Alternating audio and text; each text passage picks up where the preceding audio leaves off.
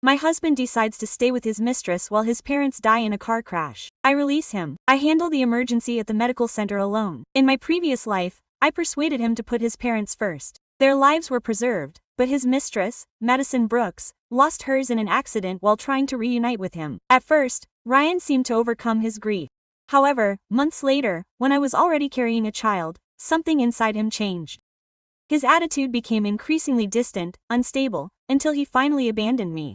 He declared that he could not forgive me for what happened with Madison. He assured me that everything was my responsibility. This second time, I did not interfere. I did not ask him for anything.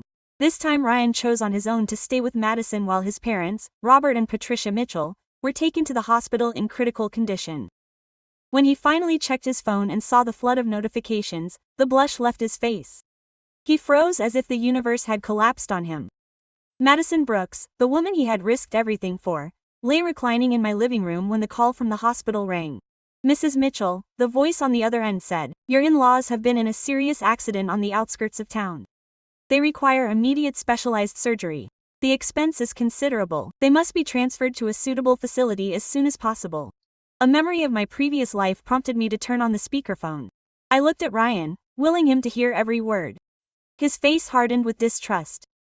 "This is a farce," Lydia said coldly. "A month ago you were shouting about wanting to see me with nothing. Now you are fabricating a disaster to get Madison away from here." I did not respond with tears or pleas. I spoke calmly. "I am not scheming. If we don't act now, their existence is at stake. We need access to the trust fund." He scrutinized me as if I didn't recognize him. "Do you think you can control me with this? This doesn't make you any bolder or more relevant. We had known each other for 10 years. I had supported him when no one else would. And yet our union had always been an icy pact disguised as a bond." After the ceremony, his dealings with me had grown increasingly distant. It was only when Madison returned to the country that I truly understood that there had never been a place for me in his soul. "Believe it or not," I said firmly, "your parents need help now. If you have any compassion, help me get the money. If not, then let me rescue him myself." Quote. I turned to leave, but Madison stepped in my way. In her eagerness to make progress, she slipped awkwardly and rolled down the stairs. Her scream was more dramatic than agonized, and when she hit the ground she made a gesture as if she had suffered an injury. "Ryan, it wasn't Lydia's fault," he said between his eyes. "It was just a mishap." He ran over to her, visibly distraught, and picked her up delicately. When he glanced at me from the corner of his eye, his face was one of suppressed fury. "Not one step closer to her," he said curtly. "If anything happens to her, you'll pay." He walked out carrying her in his arms, and the residents fell completely silent. Only then did I allow myself to sigh. The hospital had not indicated that I could not raise the money on my own. I contacted my lawyer, then I headed to the bank. Before I arrived, I received an unexpected call. "Lydia," said Jake Mitchell, Ryan's cousin. Another scene. "Jake, can you verify what I'm telling you with the hospital? Ryan's parents are in really serious condition." His ironic tone changed slightly. He didn't answer. I hung up and sent a formal complaint to his firm. The bank informed me that the joint accounts had been frozen by Ryan. The family fund was also temporarily frozen. Without further ado, I called my assistant. "Mortgage all my coffee shops, liquidate my assets. I need $1.5 million in cash." "Yes, Mrs. Carter, I'm working on it." Another million to go. I called Thomas Mitchell, Ryan's uncle. "Uncle Thomas, your parents were in an accident. I'm $1 million short. Can you help me?" Ryan already knows. "Yes, but he didn't believe me. He's with Madison. Please, only you can help them." Thomas promised to help. But an hour later nothing came. I called him again. "You see, man?" Thomas made the transfer. Lydia said with an exhausted sigh. "You don't get tired. No one in this family will accept you. Helping you once doesn't mean I have to keep going." Ryan asked her to say that. "You're obsessed with him, Lydia. If you're not happy, it's best if you move on. Away from all this." I hung up, taking a deep breath. I ran to the hospital. Resources were still lacking, but I needed to be with them. When I got to the ICU, the smell of disinfectant and the beeping of the monitors created an oppressive atmosphere. I quickly walked into the room. 2 beds, 2 lifeless bodies, 2 flat lines. I approached the screens. Disbelief filled me. I spoke to them, begged them to hold on, but it was too late. "I'm so sorry," one of the doctors said honestly. "We did what we could." I squeezed their hands gently, searching for some trace of warmth. There was none. I called the hospital, looked for the money. I did everything I could. I picked up the phone, dialed Ryan's number. Voicemail. "Ryan, please come say goodbye. You can still see them one last time." I sent him text after text. None returned. The only Mytels who had ever treated me with dignity were gone, and their son was not there to see them off. I fell to my knees, holding back tears. The silence in the room was overwhelming. The doctors watched with respect and pity. One of them approached. "Miss Carter, the driver responsible for the accident has been arrested. We are so sorry. We did everything we could. Please accept our condolences." The monitors were already disconnected. The faint electrical hum that had filled the intensive care unit was gone, leaving only emptiness as if the air had stilled. I stood there, standing between the bodies that had once been Robert and Patricia Mitchell. I still did not dare to look at them fully. I knew it, they were gone. I knelt by Patricia's bed, taking her hand carefully, as if she could still wake it if I touched it gently enough. It was cold, not icy like on the tapes, but silent, distant, like a forgotten cup of tea on the windowsill. I mumbled, but my voice broke before I could continue. I did all I could. One of the doctors, tall, slender, with a neat beard and circular glasses, came up to me. His gown was creased as if he had been standing all night. "I'm so sorry, Mrs. Meitel," he said with genuine empathy. "Times are cruel sometimes, but you didn't fail." I didn't answer. How could I explain to her that I did fail, but not in this life? I failed when I tried to force fate and now I let it go, but there was no redemption. I signed the necessary documents with trembling hands. They asked me to designate a funeral director, a family contact, a plan. I didn't have the energy for any of that. So I dialed my lawyer's number and passed it to the nurse without saying a word.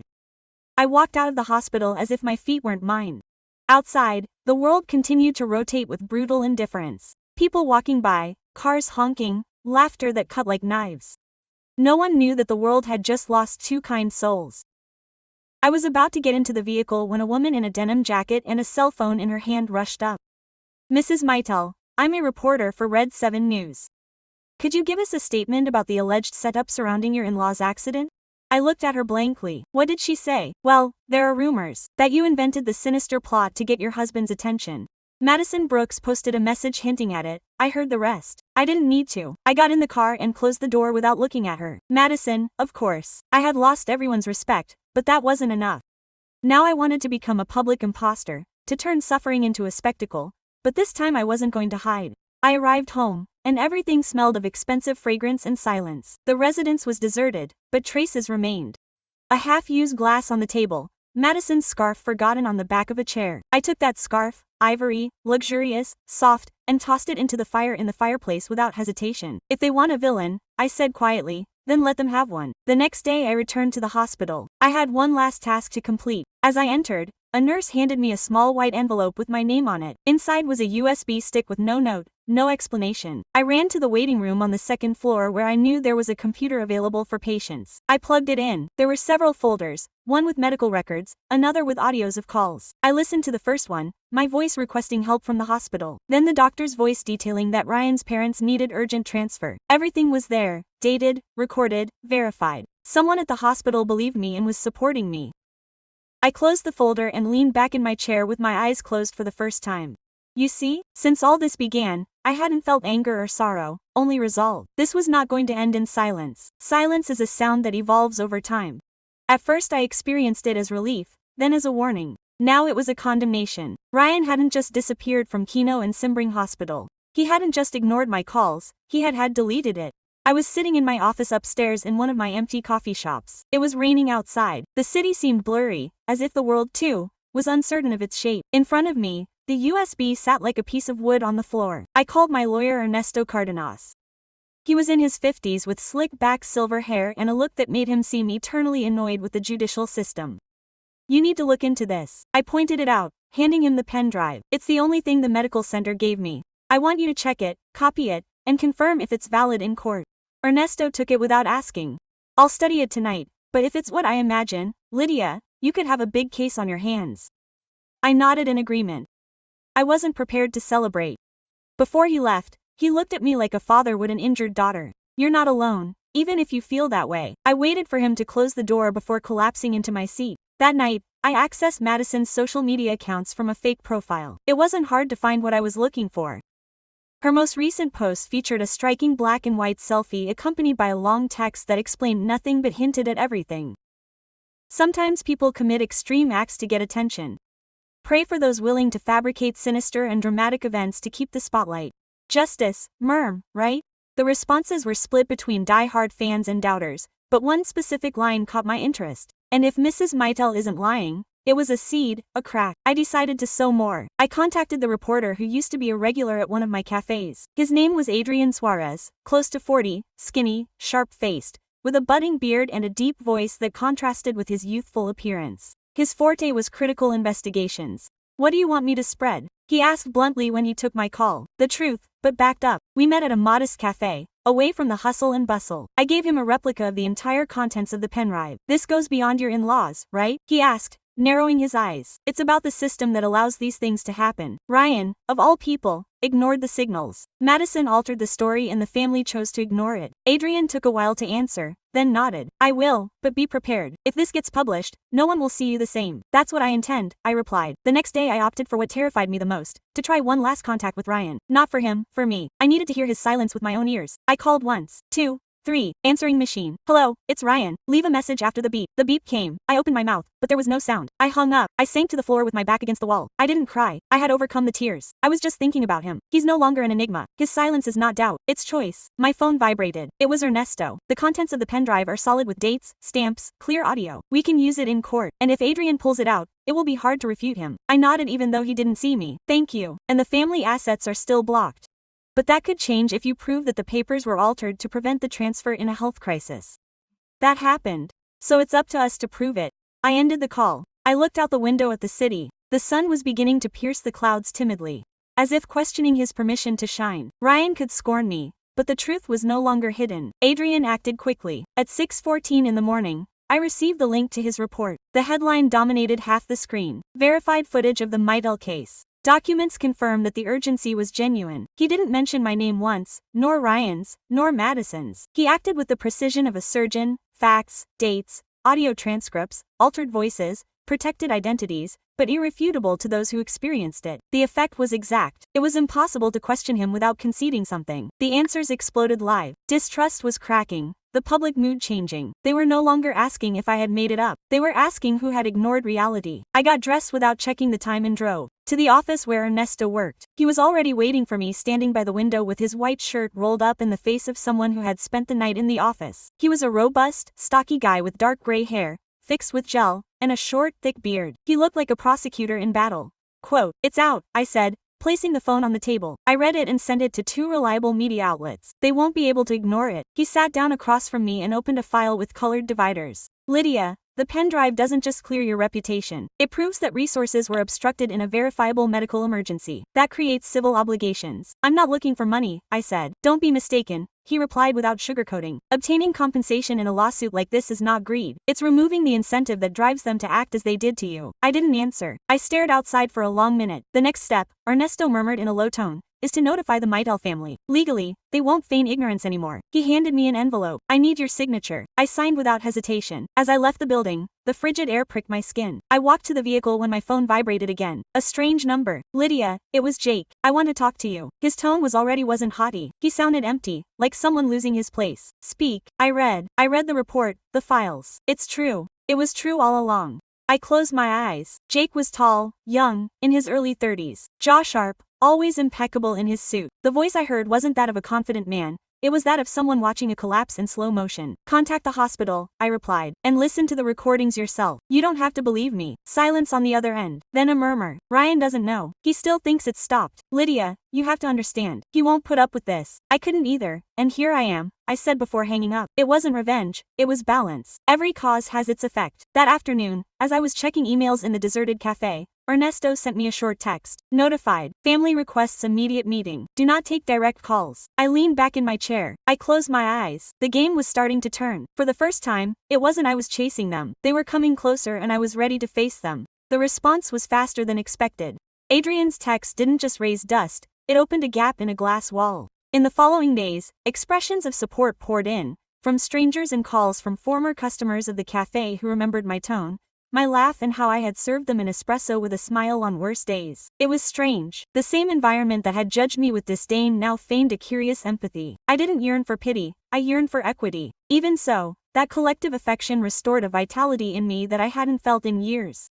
One afternoon, as the cafe closed for a stock count, I received a formal invitation by email, a dinner with a group of investors attracted by my growth idea.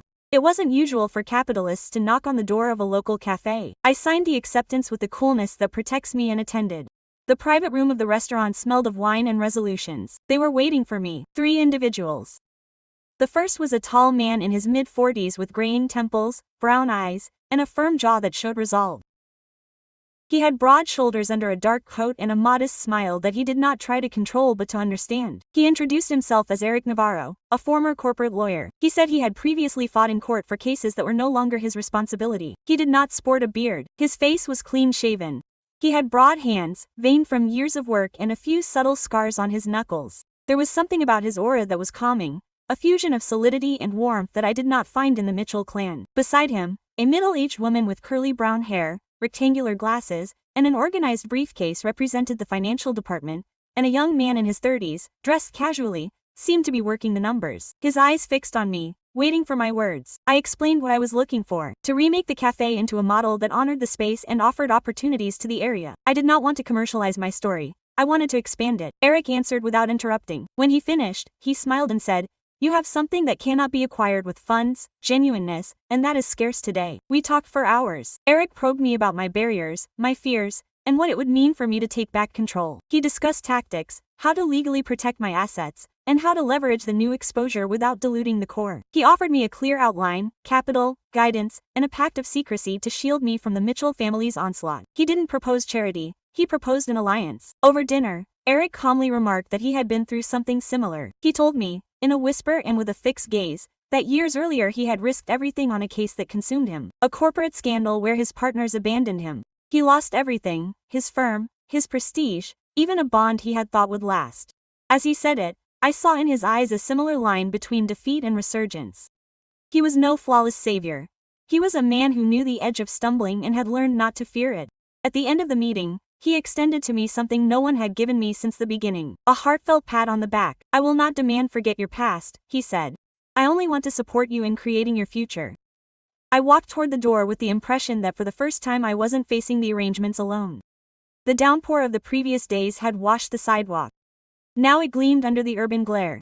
I sensed a movement within me, a resolve that was no longer content to subsist. Returning to the cafe, I picked up a used cup with traces of foam. I clutched it like an amulet. I remembered Robert and Patricia, their unwavering generosity, how they looked beyond my lineage. If I had the means and companions, I vowed to use them with the same delicacy that they had given me, not for revenge, but for equity that would honor their legacy. That night I rested with the window half open. On the road, a distant saxophone played. The tune suggested that sometimes broken fragments can be put back together again. The response was faster than expected. The post by Adrian didn't just kick up dust, he opened a window in a glass wall.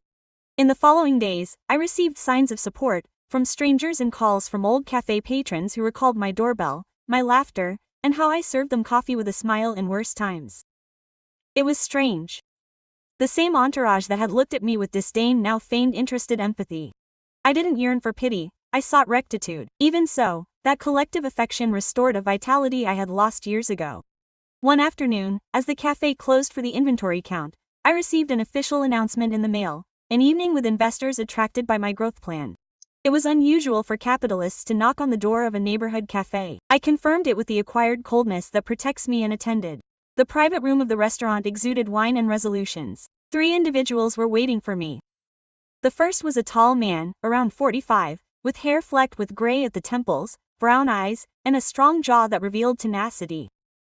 He had a broad back under a somber coat and a moderate smile that did not seek to dominate, but to understand. He identified himself. Eric Navarro, a former business lawyer, mentioned that he once struggled in the corridors of justice for causes that were no longer his fault, without a beard, a face shaved with precision, broad hands, veins marked by years of work, and some minimal marks on his knuckles. His aura transmitted calm, a fusion of solidity and sweetness absent in the Meat clan. Next to him, a middle-aged lady, curly brown hair, square glasses, an impeccable briefcase, represented the financial block and spoke for him, and a waiter, about 30, in casual attire.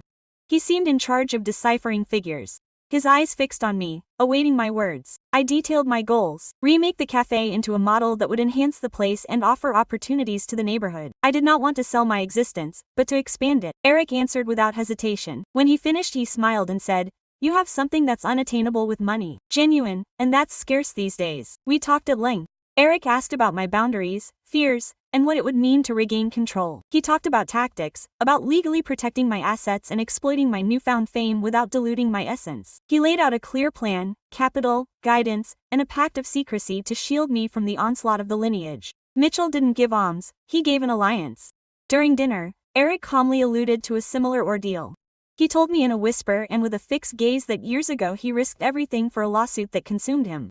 A business scandal in which his accomplices betrayed him. He lost everything, his law firm, his prestige, even a bond that he believed would last forever. As he said it, I noticed in his eyes an analogous line between ruin and rebirth. He was not an impeccable champion. He was a man versed in the edge of stumbling and who had learned not to fear it. At the end of the meeting, he offered me something unprecedented from the beginning, a heartfelt palm. I will not demand that you absolve yourself of your yesterday, he said. I only wish to support you in creating your future. I advanced toward the door with the impression that for the first time I was not facing the arrangements alone. The downpour of previous days had washed the sidewalk. Now it gleamed under the urban glare. I sensed a movement within me, a resolution that was no longer content to subsist. Returning to the cafe, I picked up a used cup with traces of foam. I clutched it like an amulet. I remembered Robert and Patricia, their unwavering generosity, how they looked beyond my lineage.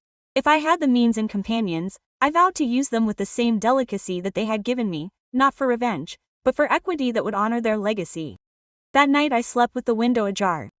A distant saxophone played on the street. The tune suggested that sometimes broken fragments can be harmonized again. Platforms neither absolve nor erase. In the days after the report was released, something cracked in Madison Brooks's invulnerable aura. At first, there were isolated observations, then entire chains in closed forums, then clips dissecting her story against leaked medical records. Every grimace of hers became a measured gesture, every vague expression, evidence of deception. The story she wove was fraying like a lace dress in the downpour. One morning, I was contacted by a law firm where I had left backup copies of the file. Lydia, an agent for a beauty firm that used to endorse Madison, asked to speak with you. They said they wanted to better understand your perspective. They seem to be considering canceling her agreements. I have no desire to annihilate her, she declared honestly. I get it, but this isn't about destroying her. It's about letting the public know that actions bring repercussions, especially when someone abuses their authority to hide facts. I didn't say anything else. That day, Eric escorted me to inspect the grounds of the new development. We walked around the construction site, bare walls, concrete, the bounce of our footsteps. He wore a pale blue shirt with the sleeves rolled up, dark jeans, and worn-in shoes. His brown eyes scanned the area with synonyms. An architect's calm. This place holds promise, he said, feeling a column. Just like you, there's no answer. So I just watched him. He exuded a peace that didn't seek to dazzle me, as if he already knew that merit lies in what's done in the shadows. And you? I asked impulsively. What are you really after here? He paused. I am here because I believe you, because I identify with your scars and because I am frankly sick of seeing people like you crushed while the untouchables are raised up as deities. I shrugged. I refuse to accept that someone approaches me without expecting retribution. He took a step forward, his tone lowered. I don't long for anything you don't want to give, and I don't mean transactions. I didn't reply, but I didn't back down either. That night Madison uploaded a video. I tried to ignore it, but I couldn't. She appeared wearing makeup, with strategically placed tears and a barely hesitant voice. I never wanted to hurt, she said into the lens. Quote, I was led astray by those who made me question reality. If my silence hurt anyone, I deeply regret it. The performance was perfect, but the comments did not support it. And when will you mention Ryan's in-laws? This is not regret, it is a maneuver. Too late, Madison. The ruin was inexorable and now it was visible. A day later I received a letter, not an email, not a text, a handwritten letter in black ink and elegant calligraphy. Sender Robert and Patricia Mitchell. My pulse stopped for a moment. I opened it trembling. The letter was dated 2 months before the accident. Dear Lydia, if you are reading this it is because something has gone terribly wrong. We know that Ryan has mutated. We know that for some reason he has stopped seeing your essence. We want you to know that no matter what happens, we trust you. And if something were to happen to us, we want you to fight for what is right, not for us, but for yourself. With love, Patricia and Robert. I sat mute, clutching the sheet to my chest.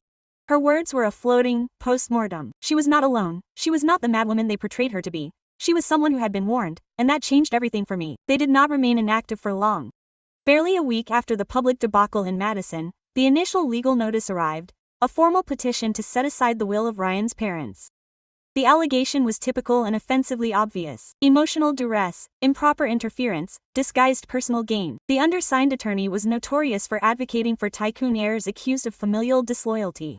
I examined it in Ernesto's office as he paced back and forth, fists clenched behind his back, muttering legal expletives under his breath. This is not a defense, he finally declared, tossing the documents on the table. It is assault. They will try to erase their own parents just so they can keep a straight face. A shred of dominance. Tanita inquired. It's not about what they want, it's about what they fear you'll achieve with what you get. Eric was also sitting in a corner. He scrutinized everything without intervening. His white shirt sleeves were rolled up to the elbows and he kept his legs crossed with deliberate calm. His attentive brown eyes seemed to anticipate the next move like a chess player who already sees the end. That same afternoon, as we were examining papers in the law center, a man in a dark gray suit, a trimmed beard, and square-rimmed glasses entered the building.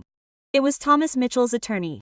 He requested a private meeting. We were shown to a glass-enclosed room on the second floor, where the noise of the traffic died down to a whisper. Thomas Mitchell arrived in person. Instead, the attorney began with a strained courtesy. "Miss Carter," the attorney said as he pulled out a thin folder. "My client is offering a private settlement, a substantial monetary agreement in exchange for abandoning all involvement in the substantial Mitel fund," I asked with my arms crossed. The lawyer did not hesitate to offer $5 million in cash. At that moment I moved a little closer and yes, I declined. He smiled smugly. "We will proceed legally. The Mitel lineage has influence and allies." Ernesto stepped forward. That sounded like intimidation. The lawyer raised his palms with feigned innocence, a well-founded projection. At that moment, Eric pulled his cell phone from his pocket and placed it on the table. "Still searching. Enough," he muttered under his breath. The lawyer paled. "He's capturing the conversation. There are aspects he doesn't want documented." The individual picked up his briefcase and left without another word. 2 hours later, Ernesto sent the audio to the media. Not in its entirety, just the fragment that showed the attempt to silence me. The news exploded again. The Mitchells were no longer just distant, they were now corrupt. Ryan did not appear. He remained silent. Not a single call, not a single text, but messages from third parties began to arrive. A former maid at the residence sent me an email. She described how Patricia used to mention me, how she kept images of me on her desk, how she worried about whether I was eating properly, whether I was getting enough rest. A former junior executive of Ryan's also contacted me. He wanted to testify about how the family fund papers were altered to legally exclude me. Ernesto immediately added him to the list of witnesses for the trial. The Mitels had started conflict, but this time I had resources. That same evening I returned to the remodeled cafe. The lights were already in place and a red sash hung in the middle of the shop for the opening in 7 days. Eric stood there in the main light. He gave me a serene smile. "Are you afraid?" I thought about it for a moment, not out of kindness, but because it was a legitimate question. "Yes," I admitted frankly, "but it no longer holds me back." He took a step forward. "I am afraid too," he confessed, "but I assure you I will not retreat." The separation between us was as fragile as a thin sheet of paper. His hand brushed mine briefly. There was no kiss. Not yet. But there was something more powerful: respect, the self-esteem that emerges gradually and that no longer tolerates being belittled. I had not anticipated Ryan reaching out or yearned for him, but when I saw his name on the screen of my phone, something inside me froze. It was early morning. I was in the new cafe, still closed to the public, checking stock with a notebook in his hands. The phone vibrated insistently as if it could not tolerate being left unattended. I didn't answer at first. I let it ring twice. 3. The fourth time I answered, not for him, but for me, because I sensed that something was going to break and I wanted to witness it. "Lydia." Her voice was an echo, more exhausted, less firm. She sounded like someone who already doubted her right to be heard. "What are you looking for, Ryan?" There was a long silence. I read the report, listened to the recordings. I spoke to Jake too late. I spoke without softening it. "I know there's no way to excuse what I did or what I left out," he said in a low tone, "but I need to tell you something." I leaned back in my chair, crossing my legs. Outside, the city was asleep. Inside, the clock read 301. "Speak." It wasn't for Madison. That disconcerted me, but I didn't intervene. I just let her continue. "I didn't choose that out of affection for her or resentment against you. I did it because I couldn't confront the guilt. Because if I believed you, I would have to admit that I abandoned my parents and I didn't know how." I fell silent. The words were as vile as they were sincere and in that way deeply human.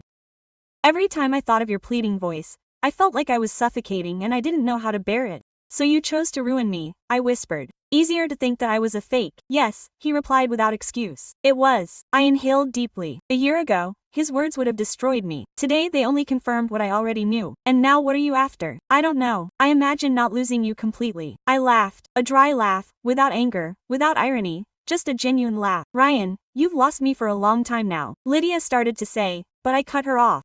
"Brian, your parents trusted me when no one else would, treated me like family, and died alone while you clutched the hand of a lie."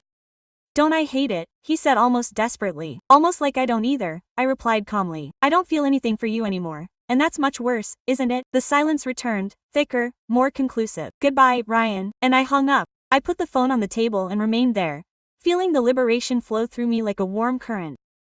There were no tears, no suffering, only a quiet peace that arrived like a late guest. The next morning, when I arrived at the coffee shop, I ran into Eric.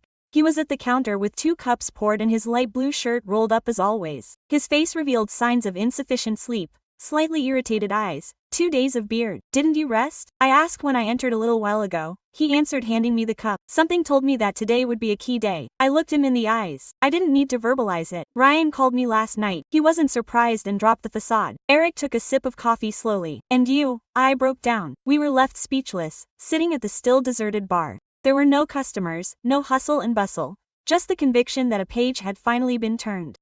The red ribbon hung between 2 new columns, still smelling of freshly lacquered wood.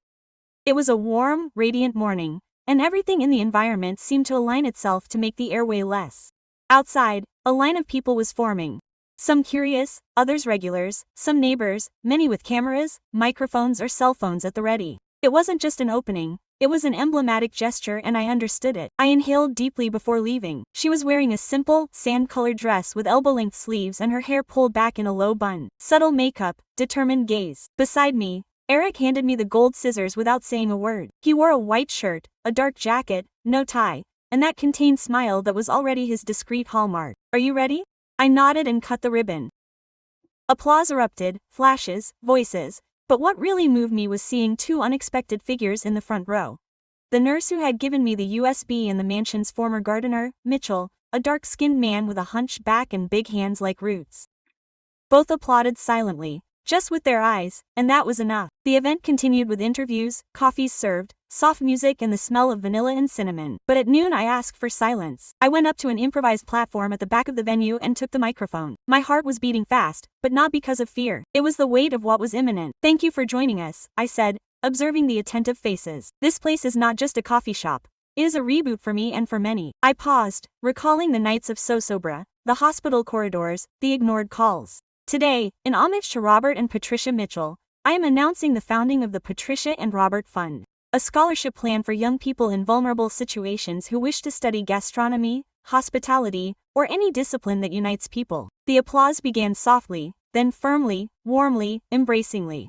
A few people stood up. They were the only Mytels who saw me as a human being, not as a danger. And although their voices no longer exist, their role model does. This fund is their legacy. My eyes were tearing up, but I didn't cry because it wasn't sorrow, it was gratitude. After the speech, many approached. Words of support, hugs, business cards. But the most surprising thing was noticing a solitary, elegant figure in the crowd, wearing a gray hat and carrying a polished wooden cane. Samuel Herrera, a retired former judge, friend of Patricia. "Your voice is powerful, Lydia," he said to me as he shook my hand firmly. "Your mother-in-law would be proud. She never tolerated the Mytel surname implying arrogance. You're proving it." "Thank you, Mr. Herrera. Call the righteous by their first name. That annoys the influential, but it's the right thing to do." At the end of the event, when the lights were dimming and the last customers were leaving, I was left alone behind the counter ordering cups. Eric came over and leaned against me. I didn't feel the bar as sentient as I used to. "Do you know what I like most about this place?" he said, looking at me. "What?" "That it carries your voice, your story, and yet it's not overwhelming. It invites." I stared at him. "Thank you for staying when it would have been easier to leave. You can't imagine how much I understand what it's like to stay." After losing everything, his fingers brushed mine on the counter.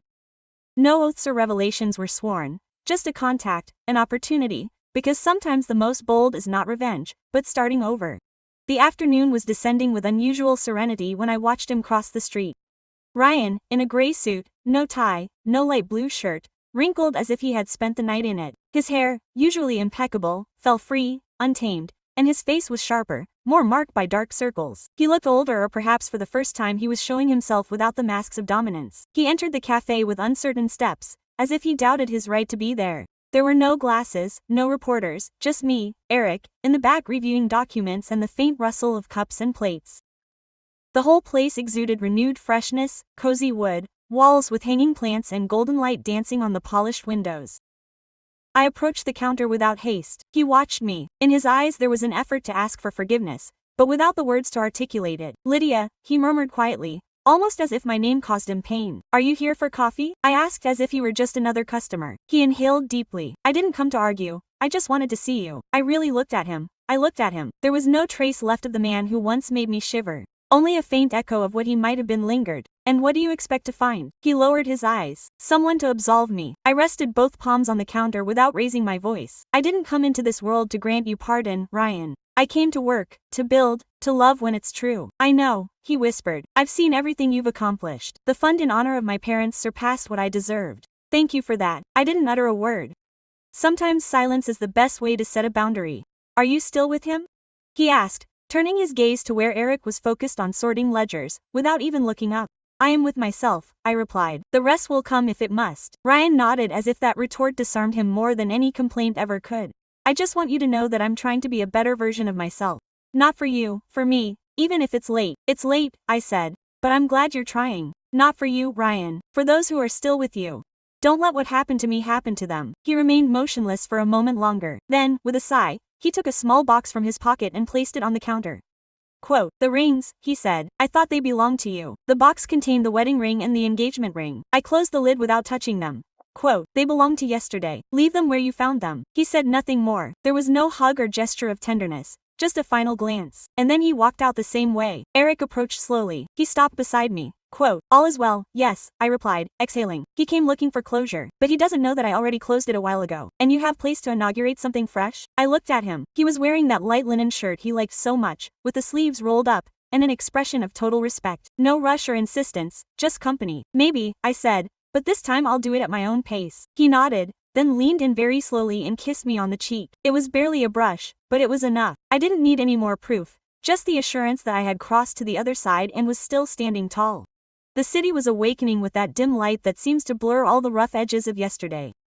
On the sidewalk in front of the cafe, the trees swayed in a light breeze, as if the world was finally breathing in sync with me. The place would open in half an hour, but I had been there since dawn. I prepared the first batch of croissants with ceremonial serenity. The machine gave off steam and the aroma of freshly ground coffee filled the air. There was a tranquility in the flow of my hands that I don't remember experiencing in years. It wasn't just any day, it was the first one. Eric entered quietly, as usual. He was wearing dark jeans, a simple gray t-shirt, and his hair was slightly disheveled by the morning wind. He was holding 2 paper cups, one for him, one for me. Black coffee, no sugar. He knew me well. Good morning, boss, he said with a lopsided smile. Who let you in so early? The owner, who is lovely, let me in. I laughed, not one of those hollow, protocol laughs. Really? We settled down together by the wide window. The first people were walking along the sidewalk.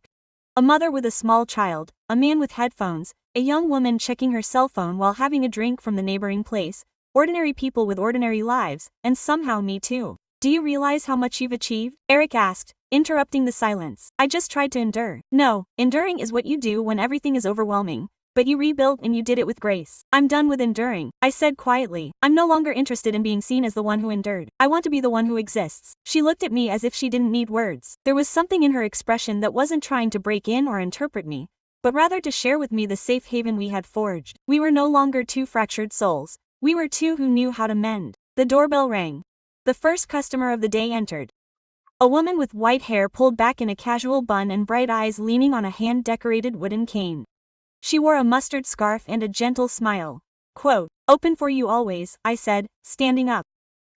I prepared his coffee just as he had requested weeks before, with frothy milk, a dash of cinnamon, and 2 drops of vanilla essence. You know? He said as he sat down by the window.